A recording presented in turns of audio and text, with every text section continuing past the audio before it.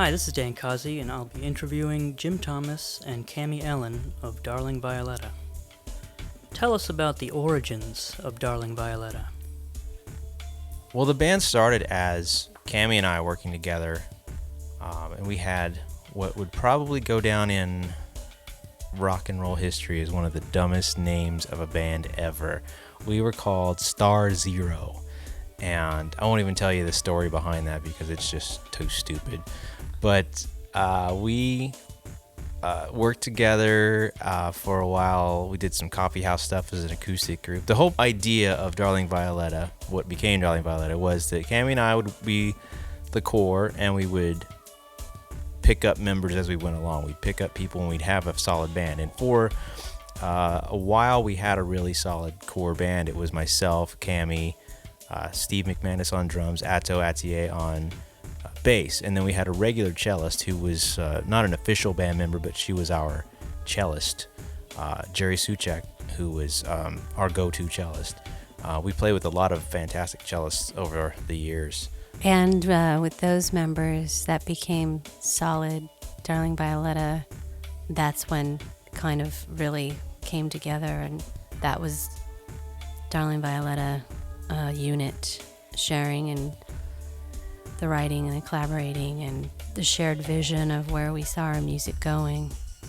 Well, I had other bands and working as a singer and traveling around the world, and I decided that I really wanted to focus on original music, and I came back to Los Angeles and met Jim pretty soon after that, and that would be in 1995. That's when we first met. We actually met through a magazine, a local music magazine called Music Connection. They have in the back wanted ads, seeking wanted, and I responded to Jim's ad looking for a vocalist, and we met.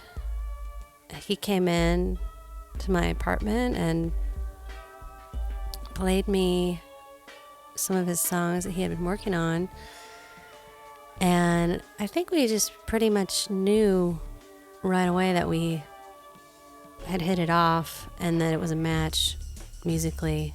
We started writing material that became Star Zero first before we morphed into Darling Violetta, which was good because we needed to kind of fine-tune where we were coming from, figure out where we were heading musically, and that takes time for all of that to come together. So in a way, Star Zero was kind of the boot camp for Darling Violetta, if you will. This is a song called Holly Hobby.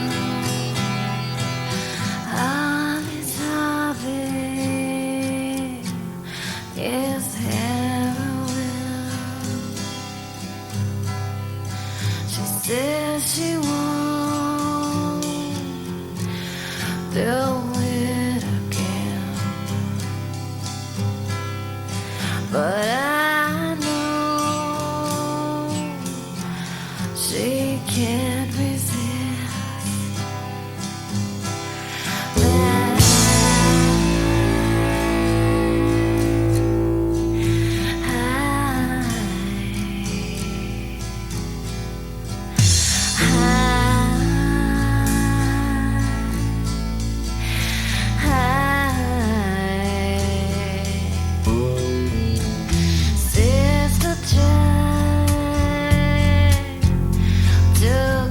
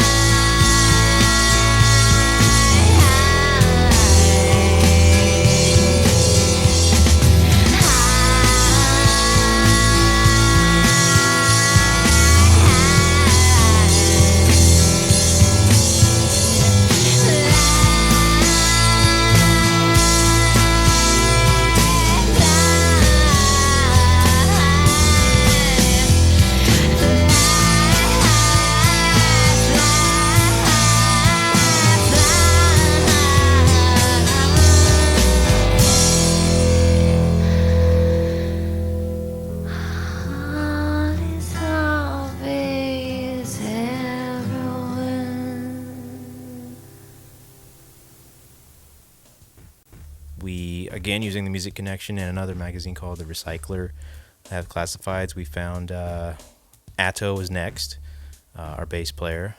And then we found Steve. We actually became Darling Violetta when Steve came aboard. Yeah, we had about 4 or 5 notebook paper pages full of band names. And we were trying to pick a band name. One of Steve's ideas was Darling Aperture, and I hated her Aperture. And I think I had Violetta somewhere on my list, and it was like going through a list of really bad names. It's a process of elimination, and we chose Darling Violetta, and then discovered the Bela Lugosi love letter that began My Darling Violetta. So it kind of seemed like we had made the right decision, and Bela Lugosi was a foreshadowing of our involvement in the vampire world. But funny enough, in Star Zero we had a song called Neoromantica that is about vampires, and that's way before any Buffy or Angel associations. So in a funny kind of way, we've always had this association with vampires from way back when, and I don't know, I guess it was meant to be.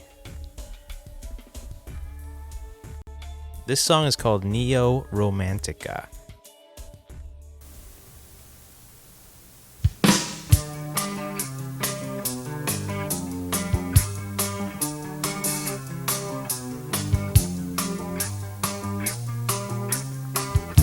Hold you in my arms like a baby, kiss you like you've never been kissed, take you to the brink of extinction, give you new eyes to see with, ageless obsession will never die, 200 more years. We're still alive.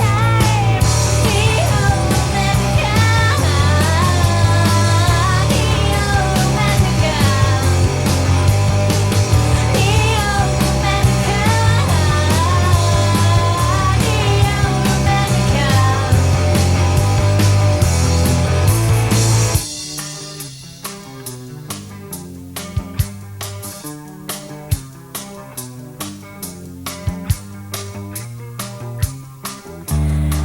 You will always run through me, sharing our eternal light, wandering in darkness together.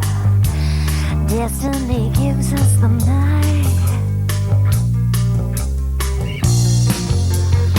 to drink our poison. Feed on me, chain of fools. Watch them bleed. Neoromantica.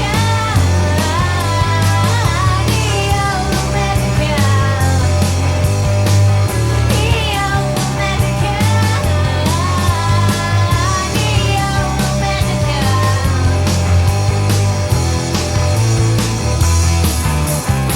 Resurrection brings us life again. No more beginning, no more end. No more end.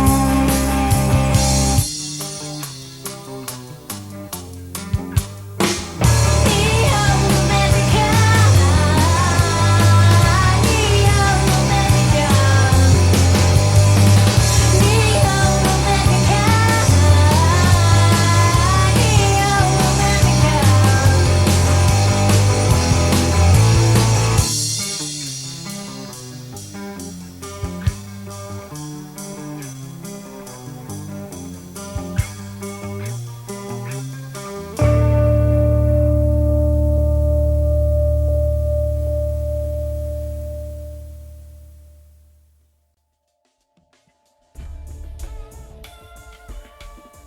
The way we got a cellist. A lot of people ask us where'd you come up with the whole idea of having a cello in a rock band? Well, originally, it was going to be a 4-piece rock band. It was just going to be guitar, bass, drums, and vocal. That was my idea, and there were other ideas from other people. So I was outvoted, and we started looking for second guitarists. Now, of course, when your first guitarist is not really super thrilled by the idea of having a second guitarist, you're not going to be really looking that hard. So I was kind of resisting the second guitar player, because my philosophy is, in the studio, I can play the rhythm and I can play the leads, and it's all great. And when you're playing live, there's a certain energy. You know, it's the Van Halen model, or the Ozzy Osbourne model, where you've got, you know, the bass kind of becomes the rhythm guitar in a live scenario because it's just loud and there's energy, and it's not about recreating the record on stage. We went to see a show at the Roxy Theater in Hollywood, and the artist performing that night had a cellist, and it was a rock cellist. And this guy was plugged in. He had an electric cello, and he took a solo in the middle of the show, and it was pretty awesome. He had delays on, he had a little distortion and whatnot. Cami and I were there, and we kind of looked at each other at the same time and said, hey, let's get a cello player. So the idea was planted, the seed was planted, and so without mentioning a word to him, our drummer Steve, the very next day, came to us and said, hey, I just met a cello player at my work. It was a weird, happy accident. So we met with this cellist, and she's actually on our first record, Bathwater Flowers, and we played a lot of shows with her. And then, you know, people have different things they want to do in life, and so she moved on, and we met our primary cellist, I will call her, Jerry Suchek, who's a fantastic player, and it's a really interesting instrument to have in a rock band. It presents its own unique challenges, but it has its unique benefits as well. And Jerry was particularly gifted in being able to jump in and rock out and improv, and plus, not to mention, I mean, she was just stunningly beautiful to look at, with between her platinum blonde hair and her petite frame and her aluminum cello. I mean, she was a stunning vision on stage. This is called Saccharin, a demo from Star Zero.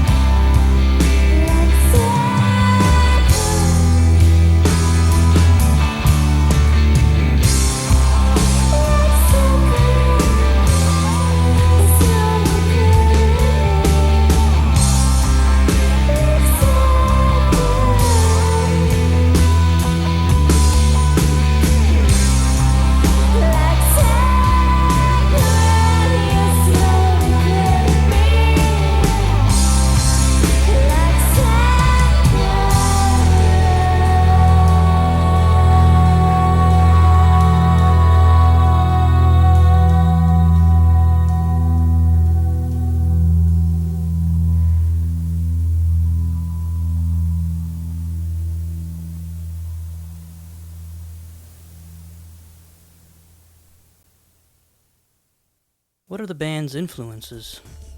We come from all over the place.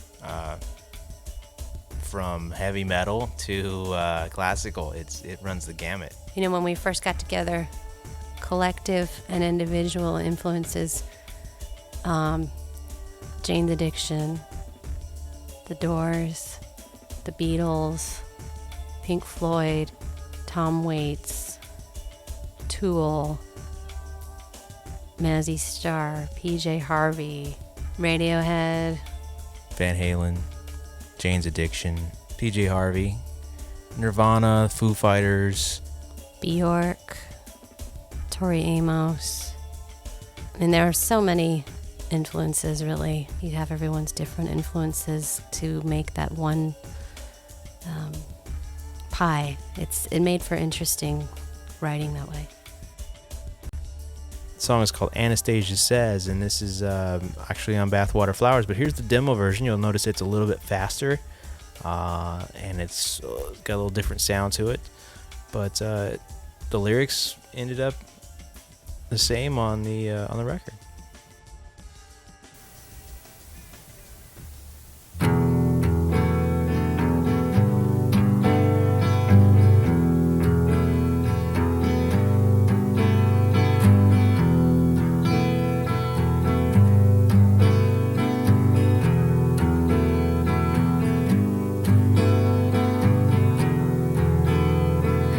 Anastasia says she's dying to get out.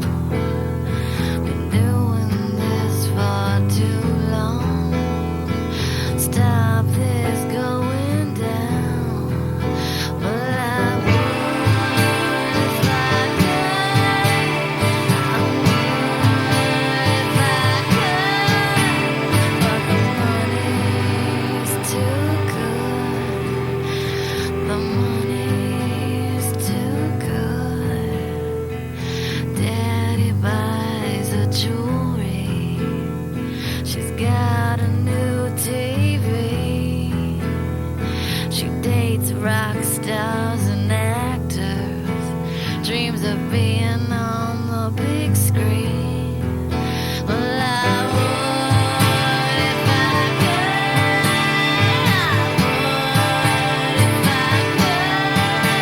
But the money's so good. But the money's so good. Dancing white stilettos. She needs to make her rent tonight.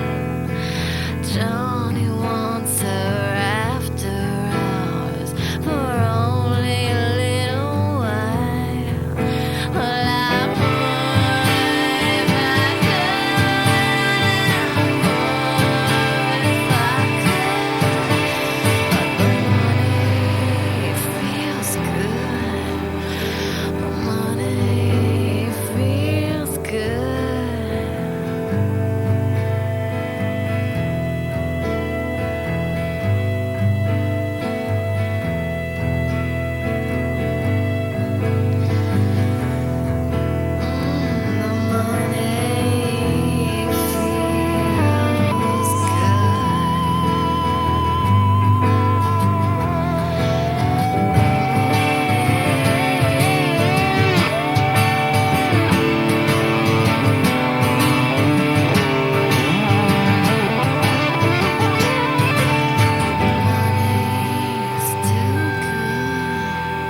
The money's too good.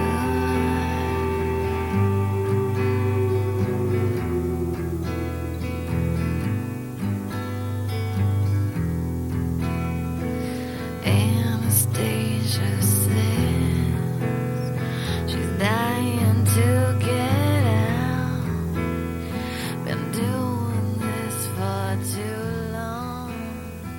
Stop this going down.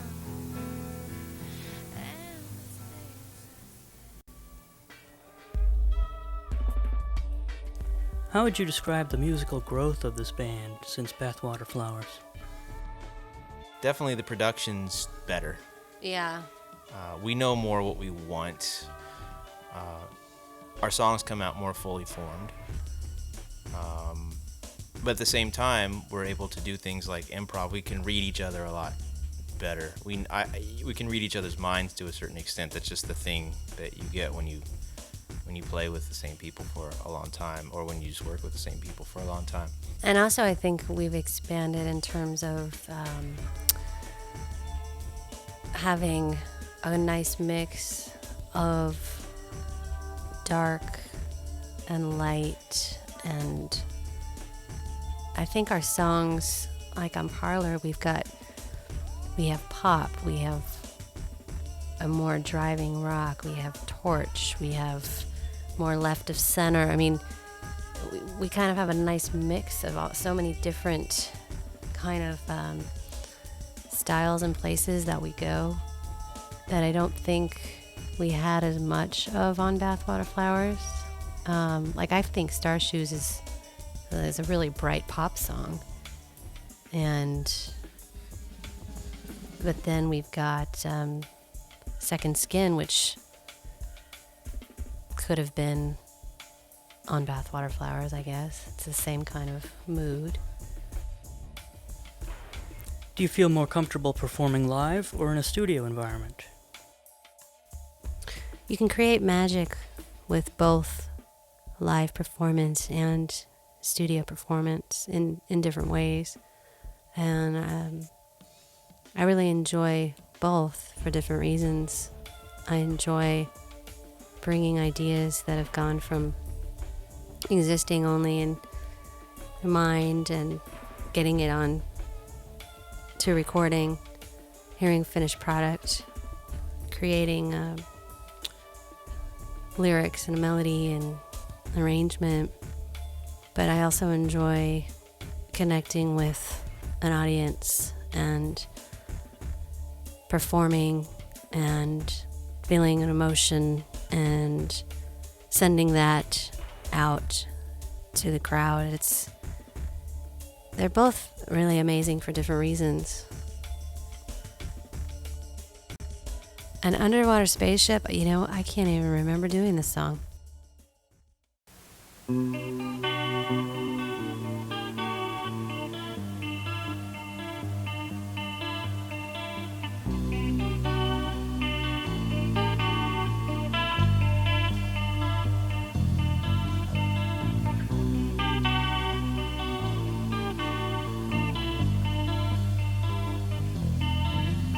In my underwater spaceship, no one can hear me now.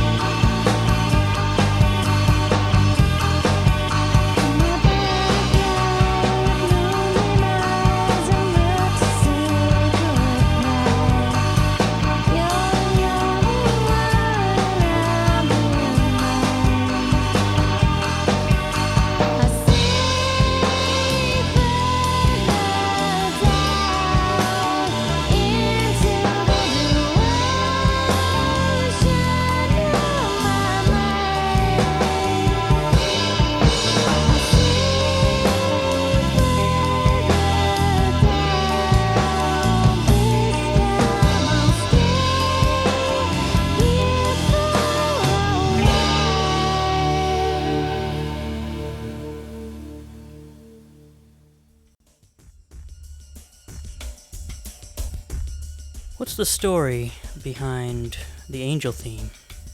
We were friends with a band called Four Star Mary, and they provided the music for the fictional band on the show Buffy, the one that Seth Green played with, Dingoes Ate My Baby. So they were friends with the music supervisor, John King, and they mentioned to us, hey, why don't you send John a CD? Can't hurt. Maybe he can use you guys. Great. Awesome. So we send in a CD, and we don't hear anything back for a while, but we just go about our business. Unbeknownst to us, Joss Whedon had accidentally seen us in a club in LA called the Martini Lounge. I don't believe it's there anymore, but he had been there to see the band that performed before us. And he happened to linger and catch our set, and we had the cello, and it kind of caught his eye. The guys got good taste. So he had watched us, and we stuck with him. So Joss had seen us. The CD was with the music supervisor, and there was, again, one of the happy accidents where they needed a song that was kind of our style, and Joss remembered us, and John King knew of us through the CD. So, boom, we get a call. I don't know why. It might have something to do with the lovely Ms. Ellen, but they wanted us to come down. They not only wanted to use our music, but they wanted us to come down and appear on the show. Of course, we got the call on a Tuesday afternoon, and they needed us the following Tuesday. And we go down, and lo and behold, we appear on the show. And they ran out of time. They were going to film us for 2 songs, but they shot us for the first song. They were running long on the episode. We didn't get close-ups or anything, but we're in there. If you look, if you blink, you're going to miss us, but we're on, I think it's 8 seconds or something like that. But it's great. They used the full song, Cure. And then when the character Faith is telling a story, you hear the song Blue Sun, although we're not actually on camera for that part. But it was a great pivotal episode. We didn't know at the time until we got to the set that it was going to be a pivotal episode in the arc of Buffy the Vampire Slayer. And we made friends with John King, the music supervisor. Kept in touch. He was a great guy, so we'd see him out in the clubs and whatnot. And we heard that they were going to be doing a spin-off of Buffy. They were going to give the character Angel his own show. So we get a call. This is somewhere in the summer of 1999. And we're told that the producers of Buffy the Vampire Slayer are looking for a theme for the spin-off. So we had been working with Holly Knight, producing a couple of our songs on the Kill You EP.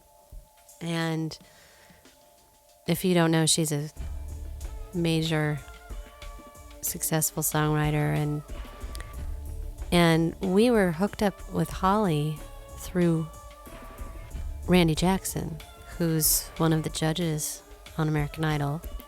At the time, he was at Columbia Records, and he was interested in our band, and we had a couple meetings with him, and he decided to hook us up with Holly. He thought maybe we could do some work together. So we got a call from John King saying, okay, well, we're looking for ideas for this theme song for this show.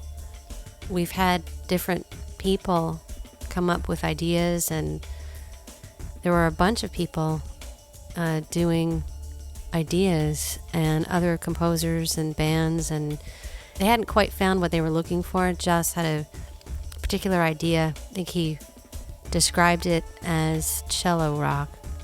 And of course, hey, that's us, right? The only challenge was that they were down to the wire. They needed the song like yesterday. I think we had a few days to pull some ideas together.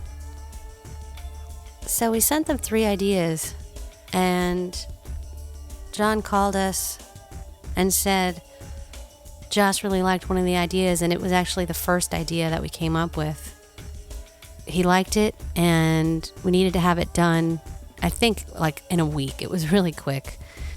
We worked with Holly, Jim and I, at Holly's studio to record the song and make some changes. We would get notes from Joss and then have to interpret them and make the changes so that he would be happy with the theme before we went into the studio to record the final version of the song. But it was our first experience as Darling Violetta doing something for hire, which is, of course, completely different than doing something on your own. And we got notes from somebody, we have to interpret them and give them what they want, which was a nice challenge and it was fun. And so we finally got to a version that he liked. We went into the studio, recorded it. Josh came in at the end of the recording day with a videotape of the visual intro to the show. And that was the first time we had seen that. So we put that in, we played that, and we played the theme song together.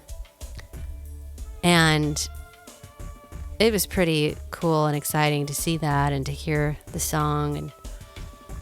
And of course, the whole room became silent after playing all that because we're waiting for Josh's thumbs up.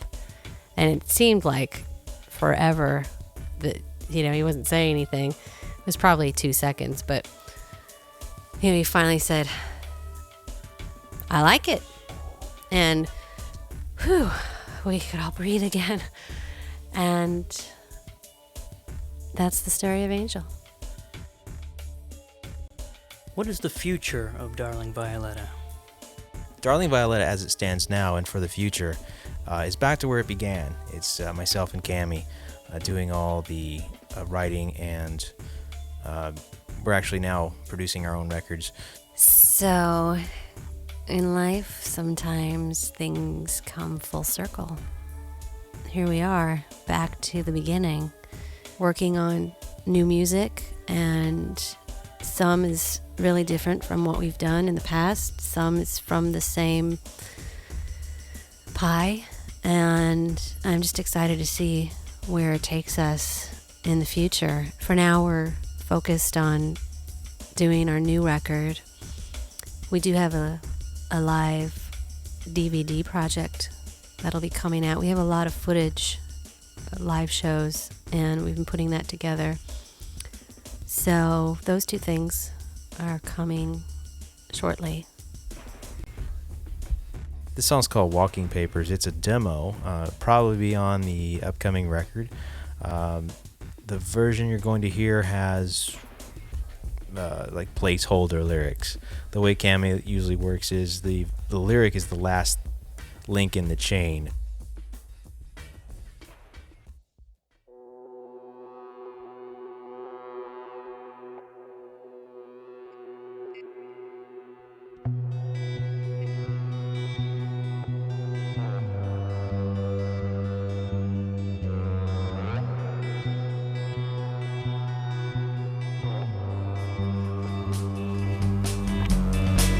This is what it's like to be addicted to someone.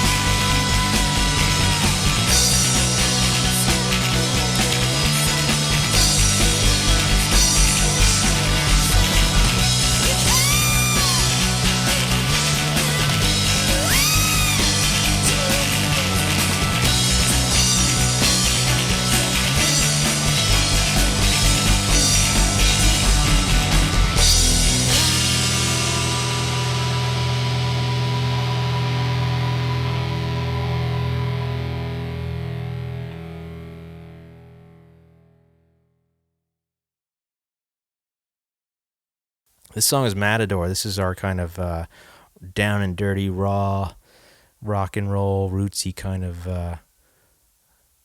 vibe. Last night we outshone the sun. Our breath was one. We drank our sighs. You gave your life for one last kiss. You left down my fist. Before goodbye, you promised me the earth, the sky, and sea. To long for me, only me. You promised to remember my hands, my skin, my sins, my sin. To come home again. The sweetness of you burns my lips, my fingertips. I want nothing more. Your music's flaming through my veins, caressing my face. So Matador, you promised me the earth, the sky, and sea. To long for me, only me. Promise to remember my hands, my skin, my sins, my sin. To come home again. For hours we meet without speaking. We're fragile and free, touching until time fades away. Deaf until you touch me again. You promised me the earth, the sky, and sea. To long for me, only me. You promised to remember my hands, my skin, my sins, my sin. To come home again. You promised me. You promised me.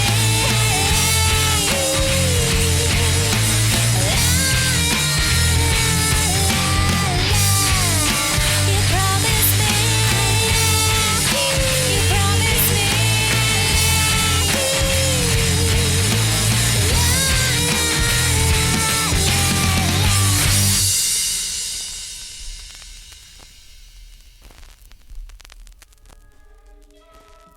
This is Santine, and this is an example of some of the new stuff that Jim and I have been working on.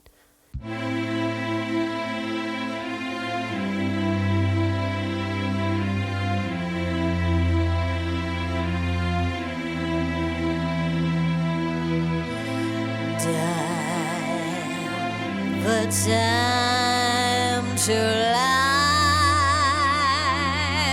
until the something that's all the time.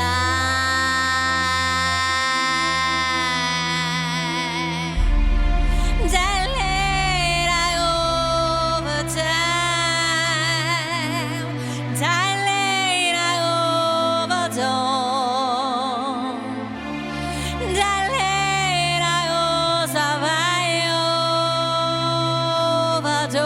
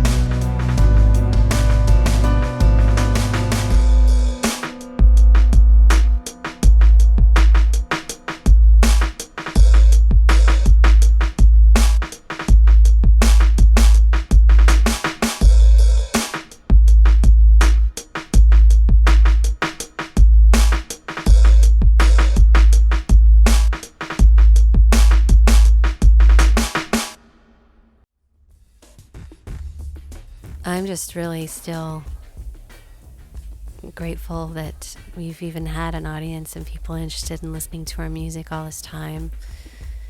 And I just want to thank everyone for all the support, whether we've talked to you, met you, had email correspondence, or whether you've just listened to our music and we've never talked.